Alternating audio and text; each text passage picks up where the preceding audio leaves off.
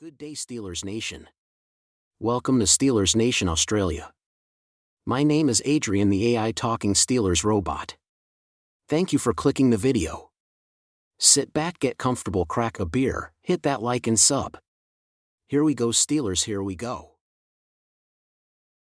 So, g'day, Brian. What's going on, mate? All right, let's talk some Steelers, man. I'm gonna try and use you for content if I can, so I can put you on a video and you'll be a superstar tomorrow or the next day on this channel. Let's talk about That what is are your what you call thoughts? me. Hey, a superstar. Yeah. All right. What are your thoughts? Because I know the draft's coming up, right? The draft's coming up around the corner. Let's talk about pick 17 and pick 32, and try and break down these two needs for the Pittsburgh Steelers, right? First of all, what are your thoughts? Like, what do you think the Pittsburgh Steelers are honestly going to do at 17? Like, what's their need?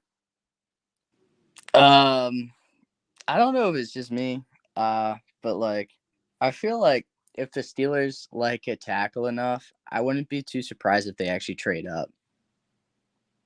Yeah, right. I've been hearing that too, right? Like, I'm just saying, like, I don't know even if they're going to stay at 17, just because, like, I don't know. I've heard Omar Khan in, like, some of these interviews, and it sounds like, you know, he really wants to make that stance that he's not the same guy as Kevin Colbert. And, like, that's another thing we have to, like, realize. This is a different GM under the gun right now. And I think his approach is definitely, you'd imagine, has to be different, right? And I think if they have their guy maybe, like, fall just out of the top 10, I wouldn't be surprised if they maybe go for whoever they want. But if they stay at 17, like, people have been saying it all along, but, like, don't overthink it. Just get Joey Porter Jr., you know, keep that legacy. And also, he's just a solid guy all around. So I think that'd be a solid pickup, because I think either left tackle or cornerback is our biggest name. Yeah, well, I think as well, you know, we talk about Omar Khan, the new guy in. He's already made some big moves already, right? He's made some big moves in the free agent period, like getting the middle linebacker, saying goodbye to Bush, saying goodbye to Spillane, you know, not signing Sutton or not signing Edmonds, but getting in other guys too. He's made his mark already, so I wouldn't be surprised they went up there and I've seen them being linked towards Paris Johnson. Is he the guy? I've seen him if he falls like 10 or 11 or something like that, they might, you know, trade up and get him a left tackle. If the Pittsburgh Steelers get a left tackle, do you think this offense will be improved next year with the other additions? I hate to counter your question with another question, but I want to ask this before I forget. Do you think Paris Johnson is the best left tackle? Like, is that who you would want to get? I honestly have no idea, man. I don't know anything. Well, I would tell you, like, me personally, like, I'd rather get Peter Skoronski or I think his name's Broderick Jones than Paris Johnson, if I'm being honest. I'm always going to want the tackle with the, like, better footwork. You know what I mean? Especially left tackle. Those are the guys that got to jet, like, really quickly backwards. But, yeah, you know, I don't know, man. All right. I'd be fine with let's whatever. go off that then, because I've heard that Broderick Jones might fall in some mocks at 17. So would you be happy there at 17 if they go and get Broderick Jones for the left tackle? Then you have Isaac, Ciamalo, Cole, Daniels, a lot of big fellas up front. Are you happy to see if he falls there, the Steelers should jump on that? Yeah, so let me say this. Like, I really like Joey Porter Jr., but the thing is, I think I view left tackle as big of a need as cornerback personally. And this draft is going to be supposed to be like a deep cornerback class. So I'm pretty confident we could get like a pretty solid guy if we kept all of our picks without trading up at 32.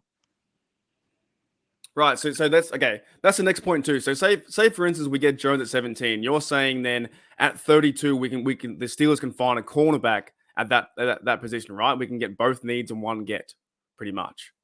Yeah, I think so.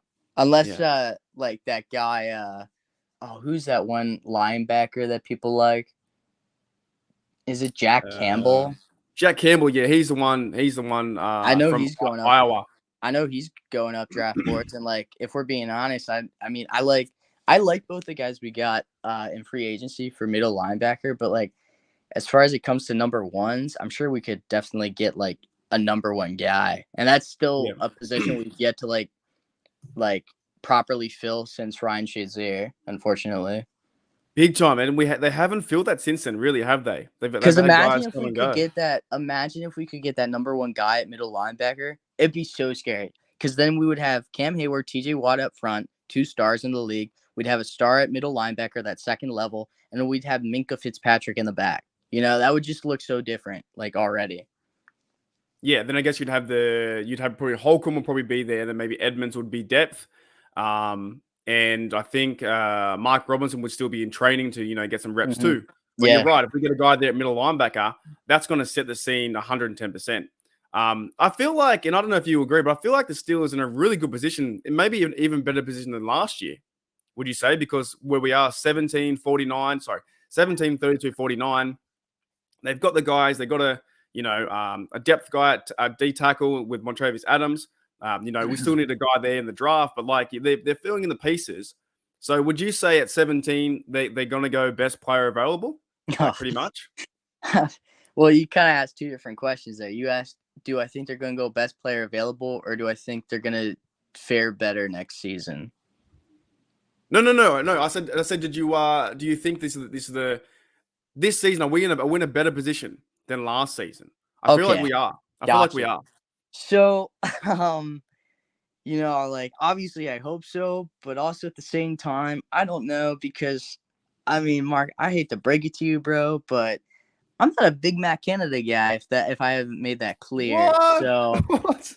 I just feel like Are you serious? You don't like Matt Canada? I don't know. I know it's kind of a shocker. I know a lot of people like him and whatnot, but no, I don't know because you can put the pieces out there, but at the end of the day, it's up to the plays that are being called. And I know that like we're talking for first round defense, but I'm still iffy on the offensive play calling, like especially if we're not scheming guys open. And if I think Matt Canada, which he won't change that much, which will then in turn hinder some of our like players. You know what I mean? Like he had freaking George Pickens running 2 routes the entire season. Yeah. I hear you, man. I'm gonna give Matt Canada another shot, like I will pretty much every start of the season for everyone. But it will be frustrating to see with this new team and they're still scoring 17 points a game because in 2021 they scored 20 points a game, and then in 2022 they scored 17 points a game. So they went backwards. With a new offensive line, bringing new guys in, and a better team overall, and with a good draft, and a lot of guys going to their second year. If Matt Canada cannot work this stuff out, it's going to be very frustrating to watch as a Steelers fan. We simply can't go for the same thing last year again, where the games are, we're scoring 13 points in 3 quarters. You have to go out there and dominate. The skill players they got, man, and like Hayward and Muth and Pickens, and getting hopefully Deontay can score some TDs, and Najee Harris and Warren, and getting them involved. You want to see that happen with this Matt Canada offense, but I agree with you because right now is the best time because Matt Canada's inbox, if he was to be emailed every day, he's having a quiet time right now. He's on holiday. He's enjoying himself. No one's yelling at him. But week 1 of the season, when things go pear-shaped, and I agree with you too. I think it's more to do with the players and coaching than it actually is like the players. I think you have to motivate your players to do things. And he's been on record saying, I didn't know how to use Calvin Austin, so I didn't put him in or something like that, right? And you got Anthony Miller there coming back from injury. You got Miller, you got these dudes. And if he can't get these talented players to do things and motivate them and put them in a position to win, then that's on Matt Canada, right? And then I see the other argument too is like, well, Tomlin hired Matt Canada. It should be his fault. But then it goes up all the way to the list. Because if you want to blame Tomlin, then you blame the Roonies, and you blame, you blame Steele and McBeam. It goes all that way. I'm just going to give him another chance because I know I think what they're going to do, and you can maybe disagree with me, but I think they're going to run the football more. They're going to introduce more play action. They should pass the ball to Pickens as much as they can and get involved Calvin Austin with the jet sweeps if you want to do that kind of stuff. But we don't want to see it be too predictable. That's the thing for me. I was like, if we see this in week 1 and we know it's going to be the certain play or the certain sequence of plays, it's going to frustrate Steeler Nation, is it not? Mm-hmm. Yeah. I'm curious if not just Mark, but if the people in chat agree with this statement. I think with the free agency acquisitions and like the people we're about to take in the draft, I think that we've increased our floor from last season to this season. Like, I think our minimum amount of games we can win is going to be improved. But with Matt Canada as offensive coordinator, I don't think our ceiling is as high as it would be with somebody else. Because with Matt Canada, I agree with the running scheme. Like, I just think that's who the Steelers are. And I think that's how they kind of have always been. Like a run first, like smash mouth team. And then you got the awesome defense on the side, right, to help you out. But also at the same time, like, I feel like if you do have that type of offense, you need to be able to generate splash plays. And that's what I don't think Matt Canada can do that much of.